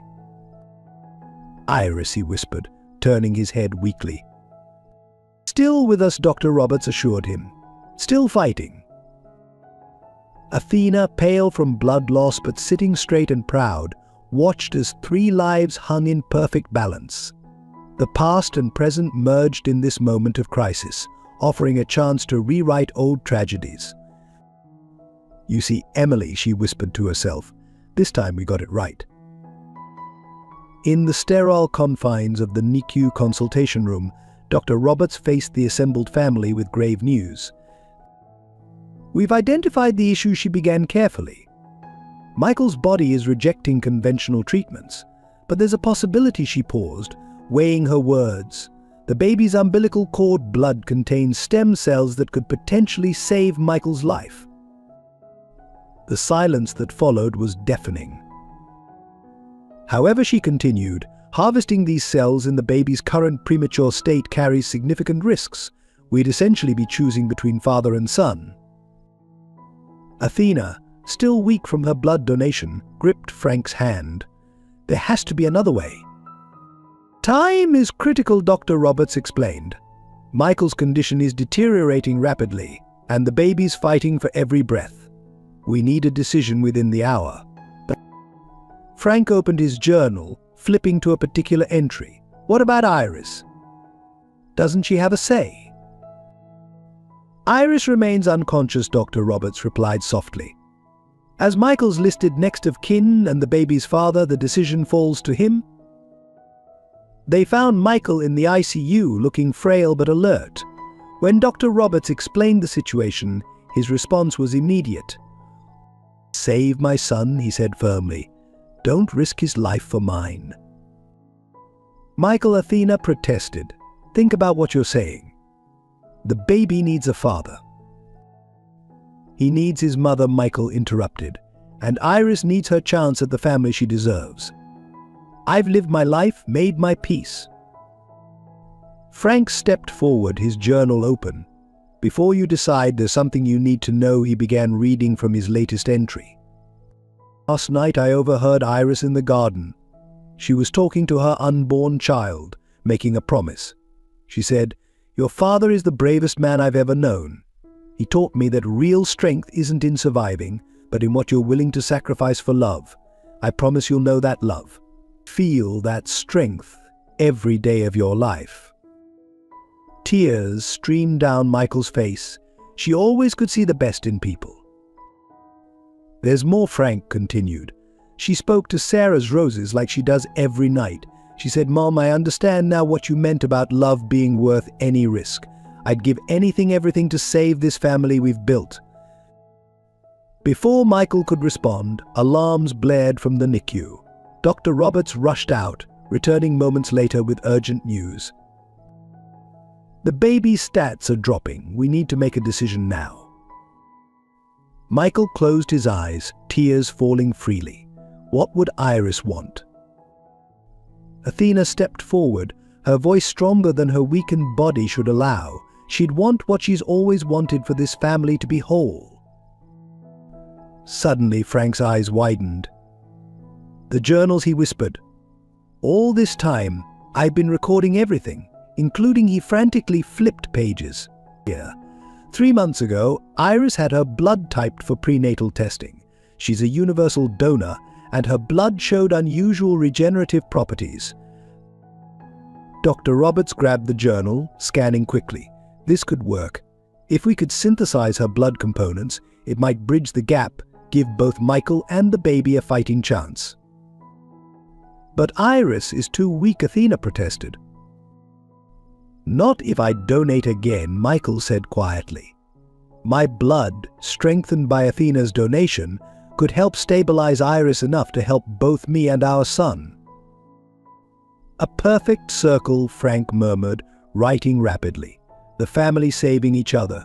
With Dr. Roberts was already moving. It's risky, but it's our best option. Mr. Hamilton, if you're willing. Michael struggled to sit up. Whatever it takes. This family survives together. As the medical team rushed to implement their desperate plan, Athena turned to Frank. You knew, didn't you? That's why you keep those journals, not just to record history, but to find these connections we all miss. Frank smiled softly, writing as he spoke. Sometimes the answers we need are in the stories we're too busy to read. This family's story isn't finished yet. In the NICU, the tiny baby fought for every breath, his strength a testament to both his parents. In the ICU, Iris lay still, her body slowly healing, and between them, Michael prepared to risk everything on the chance that love really could conquer all. The next few hours would determine not just their survival, but the very definition of what makes a family whole. As Michael prepared for the procedure that could save his family, the weight of love, sacrifice, and hope hung in the hospital air. Like the pages of Frank's journal, some stories have the power to touch our hearts and remind us that miracles can happen when love knows no bounds. If this tale of unconditional love and family has moved you, we invite you to be part of our storytelling family. Simply comment one below to let us know this story touched your heart. Your engagement helps us share more powerful stories of hope, redemption, and the extraordinary strength of ordinary people. In the quiet moments that followed, as the medical team prepared for the desperate procedure, 3 lives hung in the balance, their fates intertwined by love stronger than blood. The hospital chapel sat empty except for Athena, her normally perfect posture crumpled as she knelt in prayer. The morning sun filtered through stained glass, casting colorful shadows across her tear-stained face. Emily, she whispered to the silence, I need your guidance now. I couldn't save you, but maybe I can help save them. The soft scratch of pen on paper made her turn. Frank stood in the doorway, his ever-present journal open. Even in our darkest moments, you're still documenting, she asked, a hint of her old sharpness returning. Some stories need to be remembered, he replied softly, especially the painful ones. The chapel doors burst open as Dr. Roberts rushed in. It's happening. All 3 are crashing simultaneously. Athena rose swiftly, years of professional composure snapping back into place. What do you mean all 3? The baby's oxygen levels are critical. Michael's body is rejecting the new treatment. And Iris, Dr. Roberts hesitated. She's bleeding internally. We need to operate immediately, but she's too weak to survive surgery. The blood transfusion plan Frank started won't work fast enough. We need to make a choice. Dr. Roberts' voice cracked slightly. We can save the baby, but we'll lose Iris. We can try to save Iris, but the baby might not survive the delay. Or we can focus everything on Michael, giving him a chance to save them both if he recovers, but risking losing all 3 if he doesn't. Athena felt the world tilt beneath her feet. This was Emily all over again, impossible choices, lives hanging in the balance, time running out. Who makes this decision, she managed to ask. That's why I came to find you. Iris is conscious. The walk to ICU felt endless. Each step echoed with memories, Emily's last moments, the choices Athena hadn't made, the words left unsaid. They found Iris awake but barely conscious, her skin nearly as white as the hospital sheets. Michael lay in the next bed, connected to what seemed like endless machines, his hand still reaching toward hers even in unconsciousness. Iris, Dr. Roberts spoke gently. We need your decision. Iris's eyes, so like her mother's, found Athena's. Tell me about Emily. The request caught Athena off guard. What? Frank's journals. I read them. When you lost her, what did she say at the end? Athena moved closer, taking Iris's cold hand.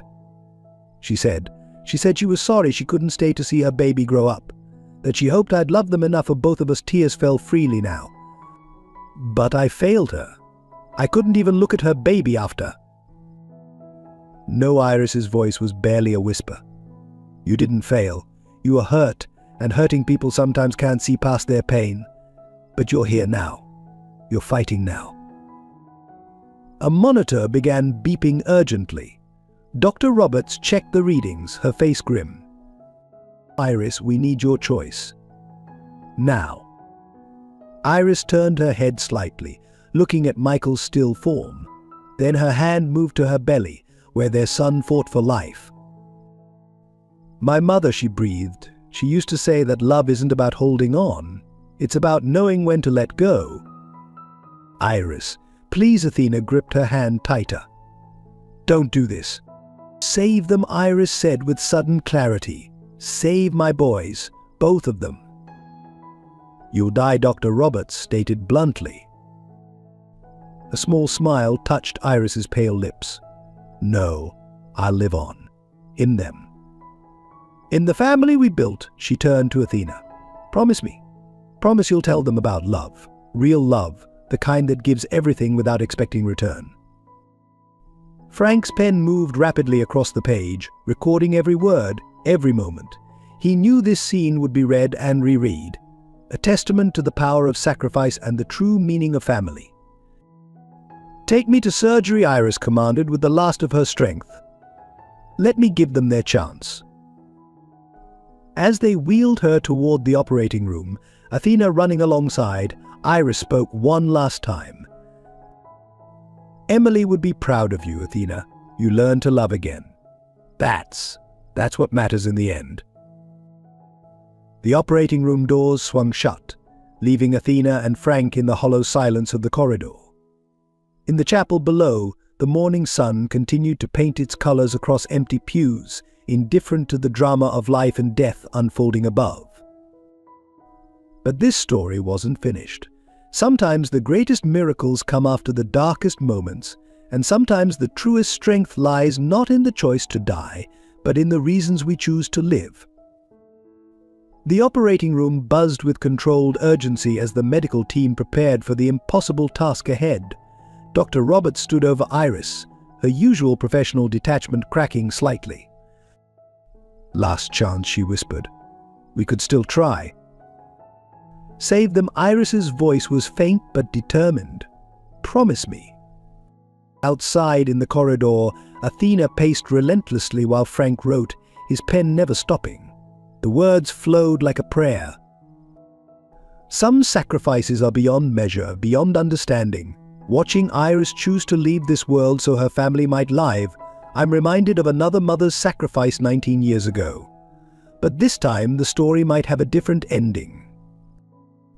His writing was interrupted by a code blue alarm from Michael's room. Both he and Athena rushed in to find Michael conscious, fighting weakly against the medical team. Iris, he gasped. Where's Iris? Athena reached him first. Michael, you need to stay calm. I heard them, he struggled to sit up. They're going to let her die to save us.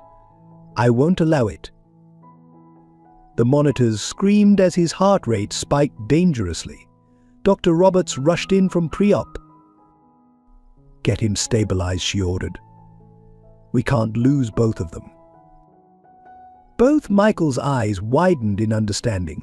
No, take my blood, take everything. Save her. It's her choice, Michael Frank said softly. She's choosing love. This isn't love, Michael's voice broke. Love is living together, watching our son grow, building the future we dreamed of. But even as he protested, his body betrayed him. The monitors showed his organs beginning to fail, his strength fading. In the operating room, Iris lay silent now, the anesthesia taking hold. The surgical team worked with precision, knowing they were racing against 3 times the baby's, Michael's and Iris's own failing body. BP dropping, a nurse called out. Baby's heart rate declining, another reported. Dr. Roberts took a deep breath. We proceed as planned. Her sacrifice won't be in vain. Back in the ICU, Michael had fallen unconscious again, but his monitors showed something extraordinary. Every time Iris's condition weakened, his readings followed as if their lives were somehow synchronized, tied together by something stronger than medicine could explain. Athena noticed it first. They're connected, she breathed, just like Emily and her baby Frank finished, writing rapidly. The monitors showed the same pattern then. A new alarm sounded from the operating room. Through the window, they could see the medical team's movements becoming more urgent. "We're losing her," someone shouted. At that exact moment, Michael's eyes flew open. Despite his weakness, his voice carried a strength that made everyone freeze. "Iris Bennett," he called out, as if she could hear him through walls and unconsciousness. "Don't you dare leave us. Our story isn't finished." In the operating room, Iris's falling vital signs suddenly stabilized. "Impossible," Dr. Roberts whispered, but her hands never stopped moving. Athena gripped Frank's arm. "The journals, you wrote about this before. The night Emily." Frank nodded, turning to a dog-eared page. "Some bonds transcend physical limitations. Emily's last words reached her baby somehow, gave them strength to survive. Now history offers another chance." The next hours passed in a blur of medical procedures, prayers, and Frank's constant documentation. The baby was delivered tiny but fighting, just like his mother. Michael's condition wavered between life and death, his body struggling to accept the treatments that might save him. And Iris. Iris lay suspended between worlds, her sacrifice either a final gift of love or the beginning of a miracle. As dawn broke over the hospital, Dr. Roberts emerged from surgery, her scrubs stained with blood, her face unreadable. "She's alive," she announced, her voice thick with emotion. "Barely, but she's fighting." "And the others?" Athena asked, hardly daring to hope. "The baby's in NICU, stable for now. Michael's showing slight improvement, but the next 24 hours are crucial for all of them." Frank wrote steadily, 3 lives, bound by love and sacrifice, now hang in perfect balance.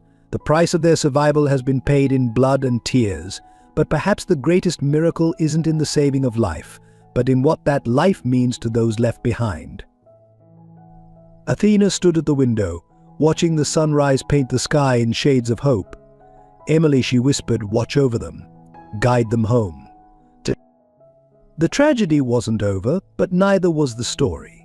Sometimes the deepest wounds lead to the most profound healing, and sometimes the greatest love stories are written in moments of deepest despair. The NICU's artificial lighting cast harsh shadows across the tiny form in the incubator. Against all medical predictions, the baby, whom the nurses had started calling Little Warrior, fought with a determination that seemed to come from somewhere beyond his fragile body. Athena stood watch, one hand pressed against the clear plastic barrier, her usual composure cracking with each labored breath the infant took. The scene was hauntingly familiar, another tiny life struggling to survive, another mother hanging between life and death. "Talk to him," Frank encouraged softly, looking up from his journal. "They say babies can hear." "I couldn't talk to Emily's baby," she interrupted, her voice raw. "I couldn't even look at." "Then maybe it's time to heal that wound too." After a long moment, Athena began to speak. "Hello, little one. Your grandmother Emily. She would have been about your age when her voice caught. She would have loved you so fiercely. Just like your mother does. Just like I should have loved her baby." The monitors registered a slight strengthening in the baby's vitals. Meanwhile, in the ICU, Michael had regained consciousness enough to make a desperate request. "Take me to them," he pleaded with Dr. Roberts. "Please, if these are our last moments." "You're too weak," she protested, but the look in his eyes made her hesitate. "Then I'll crawl there myself." They compromised a wheelchair, an oxygen tank, and strict time limits. As they wheeled him first to Iris's room, the monitors told a now familiar story. Both patients' readings improved slightly in each other's presence. Iris lay motionless, sustained by machines, yet somehow maintaining a fragile grip on life. Michael reached for her hand, his own trembling with effort. "You stubborn, beautiful soul," he whispered. "Still fighting, aren't you? Still refusing to let go?" A tear slipped down his cheek. "I found your letter, the one you wrote just in case. You said you finally understood what real love means, giving everything without guarantee of return. But you're wrong, Iris. Real love is fighting to stay, to build something lasting from all this pain." The monitors beeped steadily, offering no response. In the NICU, Athena had finally found her voice, decades of guilt and grief pouring out as she spoke to the tiny baby. "Your Aunt Emily, she made the same choice your mother did, choosing her baby's life over her own.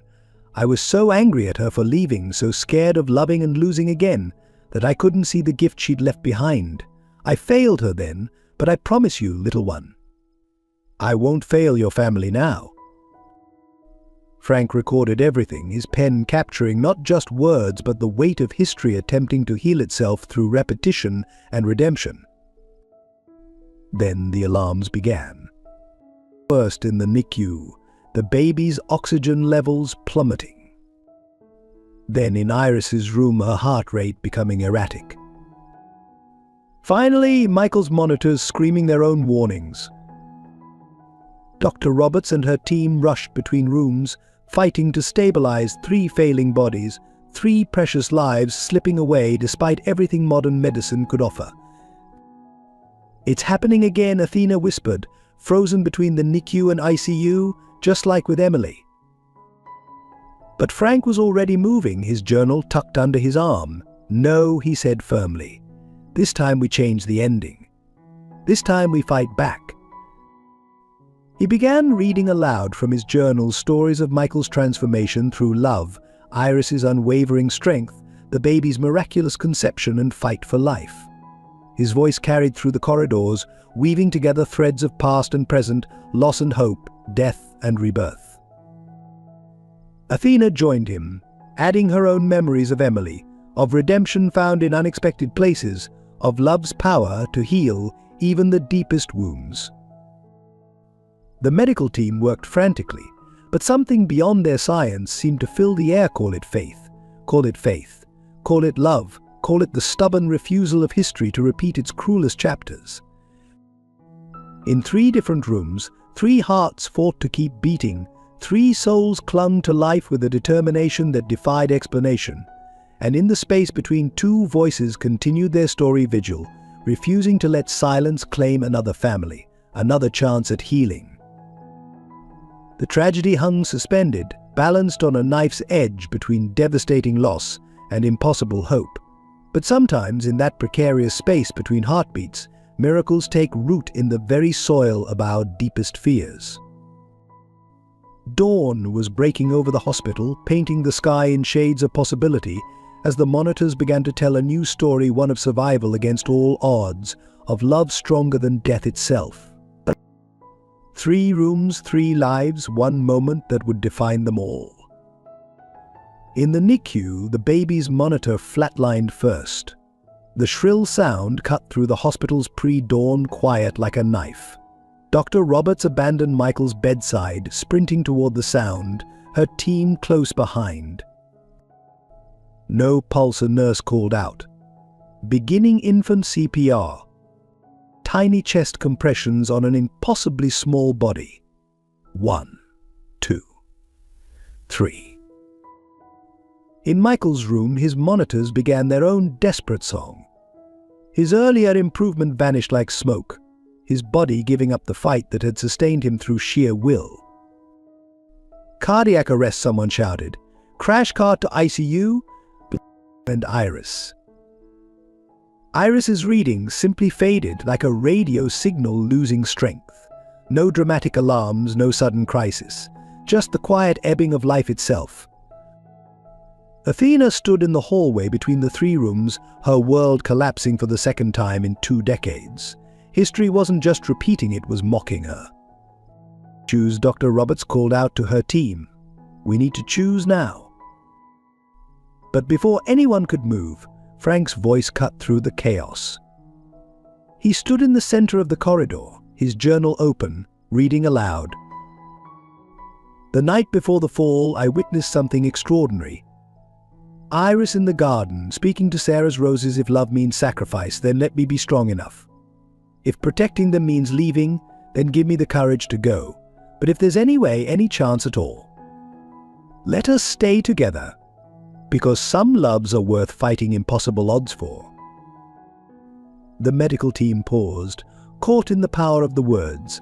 Then, impossibly, the baby's monitor registered a faint heartbeat. Athena moved without thinking, positioning herself between Michael and Iris's rooms. Her voice, when it came, carried the weight of 19 years of grief and hope. "Emily, if you can hear me, if you're watching, help me save them. Help me get it right this time." She began to sing the same lullaby she'd sung to Emily as a child, that Emily had sung to her unborn baby. The melody floated through the hospital corridors, weaving between the urgent medical calls and machine alarms. Frank continued reading, his voice harmonizing with Athena's song, Michael's last conscious words before the crisis. "Some families are born, some are made, but the strongest are forged in fire, tempered by love that refuses to break." In 3 different rooms, 3 medical teams fought against death itself. But something else was happening, something beyond medical science, beyond rational explanation. The baby's heartbeat strengthened first, finding its rhythm in time with Athena's lullaby. Then Michael's readings began to stabilize, his heart remembering its purpose. And Iris. Iris's monitors showed the faintest flutter of improvement, like a candle flame refusing to be extinguished. "Impossible," Dr. Roberts whispered, watching the readings. "All 3 are responding." But Athena and Frank never stopped her singing, him reading, their voices creating a bridge between past and present, between loss and hope, between death and life itself. Dawn broke over the hospital, painting the sky in shades of pink and gold. In that liminal space between night and day, 3 lives hung suspended between worlds, their fates intertwined in ways medicine couldn't explain. And in that moment, as Athena's voice carried the last notes of Emily's lullaby, as Frank read the final words from his journal, something shifted in the universe's grand design. Sometimes the greatest tragedies aren't in the dying, but in the choosing to live. Sometimes the deepest wounds become the strongest bonds. And sometimes, just sometimes, love really is stronger than death itself. The monitors continued their vigil, telling a story of 3 hearts beating against impossible odds, 3 souls refusing to be separated, and 1 family's love transcending the very boundaries of life and death. The darkest hour had come. But with it came a choice not between who would live and who would die, but between accepting fate and defying it entirely. And in that choice lay the seeds of either their greatest tragedy or their most extraordinary miracle. The hospital chapel's stained glass windows cast rainbow shadows across Dr. Roberts as she studied her patient's latest test results. Something wasn't adding up: medically impossible improvements, synchronized recoveries, 3 patients defying every probability. Dr. Frank appeared in the doorway, his ever-present journal clutched tight. "There's something you need to see." He opened to a page marked with a faded hospital bracelet. Emily Ward's medical records, the night she died. Look at the blood type notation. Dr. Roberts's eyes widened. "That's impossible. This combination of markers," It's the same as Michael's Athena finished entering the chapel, and Iris's baby. One rare blood type appearing in 3 unrelated people. Dr. Roberts shook her head. The statistical probability. They're not unrelated, Frank interrupted softly. Emily's baby survived that night 19 years ago. Adopted by a local family, raised without knowing their history, he turned to Athena. A baby you couldn't bear to look at, who grew up to become Michael's personal assistant. Athena whispered, realization dawning. Thomas. The revelation hung in the air like a thunderclap. Thomas, Dr. Roberts asked. The same Thomas who embezzled millions from Michael 5 years ago, Frank confirmed. Who nearly destroyed this family before it began. Emily's son, seeking revenge on the world that took his mother, never knowing he was targeting the very people who could have been his salvation. Athena sank into a pew, decades of guilt crushing her. If I had just looked at him just once, I would have seen Emily's eyes. I would have known. That's not all, Frank continued, flipping pages. Thomas's theft forced Michael to sell most of his company shares. Those shares were bought by a holding company owned by James and Sarah Bennett. Dr. Roberts finished, understanding dawning. Iris's parents. They knew. Athena breathed. They were trying to protect Michael even then. They bought those shares to keep the company in friendly hands until their daughter could restore balance. Frank nodded. They couldn't have known how, but they trusted love would find a way. Dr. Roberts studied her test results with new eyes. The baby's blood type. It's not just rare, it's unique. A perfect combination of all 3 genetic lines carrying markers that could heal. All of them, Athena finished. The baby isn't just their future, he's their salvation. The chapel doors burst open as a nurse rushed in. Doctor, all 3 patients, their readings are synchronizing. They raced to the ICU, where monitors told an incredible story. 3 heartbeats finding the same rhythm, 3 bodies healing in perfect harmony. In his crib, the baby's vital signs grew stronger by the minute. In adjacent rooms, Michael and Iris showed similar improvements, their recovery defying medical explanation. Love, Frank murmured, writing rapidly, finds ways that science can't explain. But the real miracle came later that night. Iris opened her eyes first, weak but aware. Her first words were a whisper, the baby. Fighting, Athena assured her, just like his mother. Michael regained consciousness minutes later, his hand instinctively reaching for Iris. When their fingers touched, both their monitors showed immediate improvement. How? Dr. Roberts questioned, watching the readings in amazement. Frank smiled, showing her his journal. Sometimes the greatest miracles come from our deepest wounds. Thomas's actions meant to destroy, instead set in motion events that would heal generations of pain. But Thomas himself, Athena asked quietly. Is serving time in a minimum security prison, Frank replied, where he recently began writing letters to his mother's memory, seeking his own healing. In the NICU, the baby continued to thrive, his unique blood providing antibodies that would help heal both his parents. A miracle born from tragedy, hope sprouting from despair. Athena sat between the rooms, her posture finally relaxed. Emily, she whispered, you were right all along. Love does find a way, even if it takes 19 years and countless tears to prove it. Dr. Roberts updated her medical records, knowing her colleagues would never believe this case. How do you document a miracle? How do you explain love's power to heal what science calls impossible? But Frank knew. His journals held the truth not just of what happened, but of why. Of how 3 broken souls found each other, how their love created a miracle, and how sometimes the greatest healing comes from the very wounds we think will destroy us. As dawn broke over the hospital once more, it illuminated 3 rooms where the impossible had become reality. a family forged in fire, tempered by sacrifice, and saved by a love that transcended genetics, time, and even death itself. The unexpected truth hadn't just saved their lives, it had healed their souls. And in his journal, Frank wrote one final entry. Some stories end in tragedy, some in triumph. But the truest stories, the ones that touch our hearts most deeply, end in transformation. Today we witness not just healing of bodies, but the mending of a tapestry torn 19 years ago. Emily's legacy lives on not in revenge or regret, but in the miracle of love finding its way home. 3 months later, the mansion's garden bloomed with new life, Sarah's roses reaching toward the summer sun.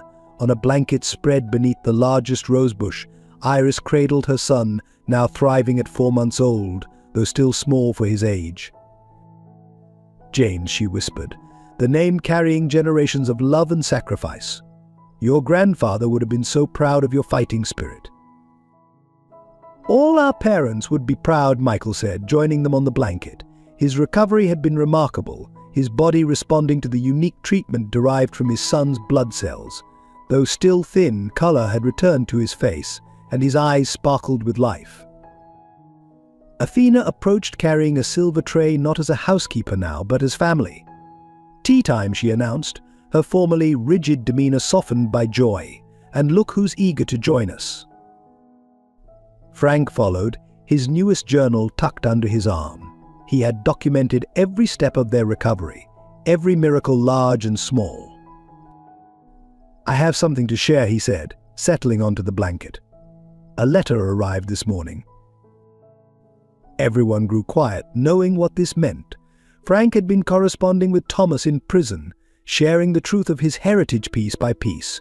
But he writes, "Understanding who I am, who my mother was, has changed everything.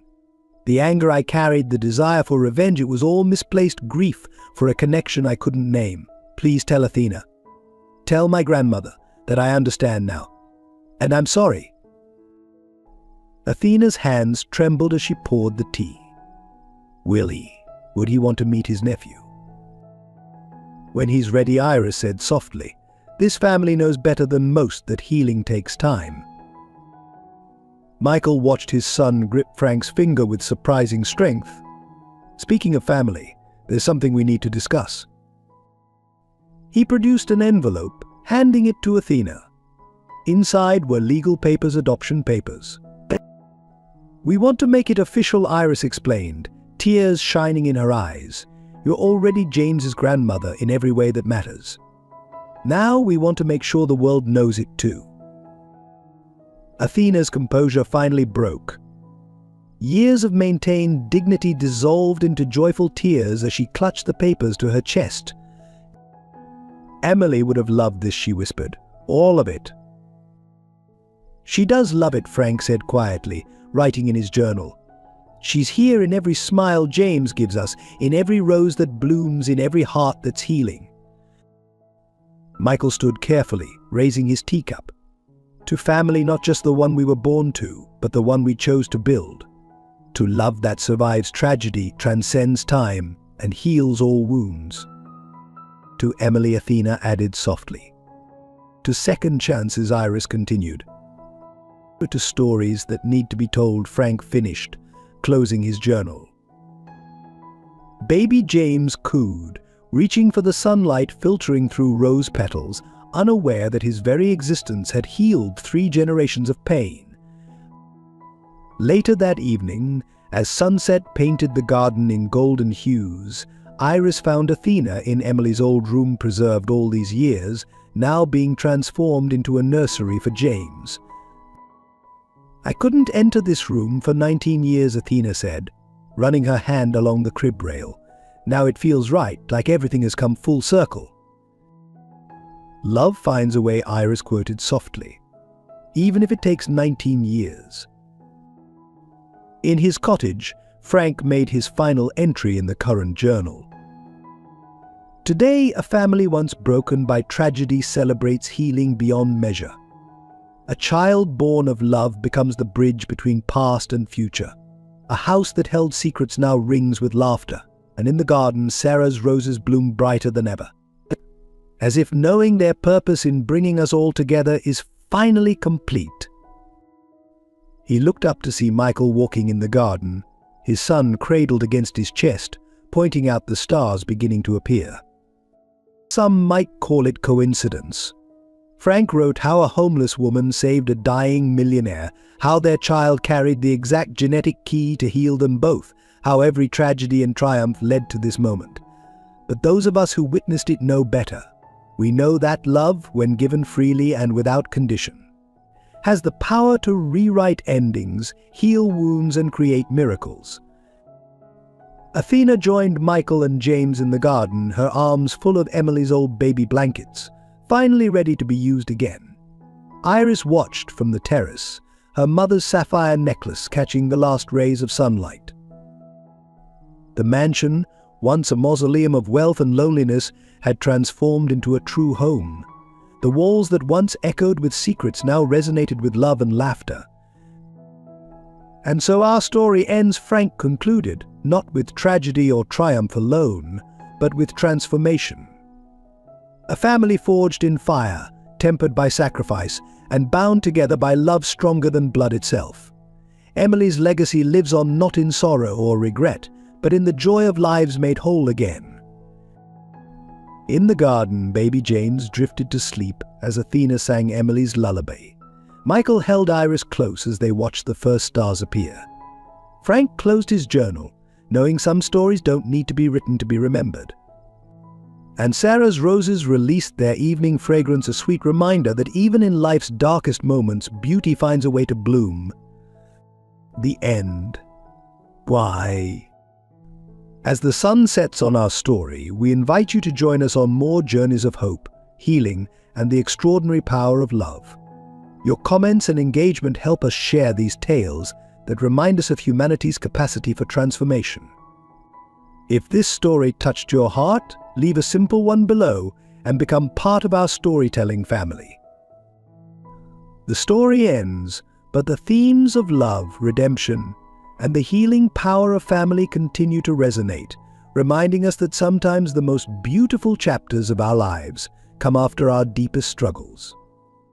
As the sun sets on our tale, remember that every heart carries its own invisible scars, every soul bears its untold stories. Like Iris, some of us know the cold bite of loneliness, the weight of being unseen. Like Michael, we felt the hollow echo of success without love. Like Athena, many of us guard our hearts behind walls built from past pain. But love has a way of finding light in our darkest corners. Sometimes our greatest wounds become our deepest wells of compassion. Our hardest falls lead us to our strongest rises, and those moments when we feel most broken, they're often the very cracks through which love finds its way in. To those fighting battles alone you are seen. To those carrying guilt from past choices, forgiveness is possible. To those who've lost faith in love, miracles still happen every day in the most unexpected places. Remember Iris's courage to love despite having nothing.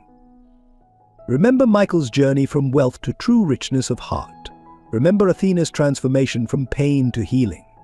Remember that sometimes our greatest act of love isn't in holding on, but in being brave enough to open our hearts again. Life rarely gives us perfect endings, but it always offers you as perfect moments to begin again. Like Sarah's roses blooming through winter, hope finds a way to survive our darkest seasons. So tonight, as you hold this story in your heart, know that your own story isn't finished yet. Your pain can become purpose. Your scars can become strength. Your yesterday's tragedy can become tomorrow's miracle.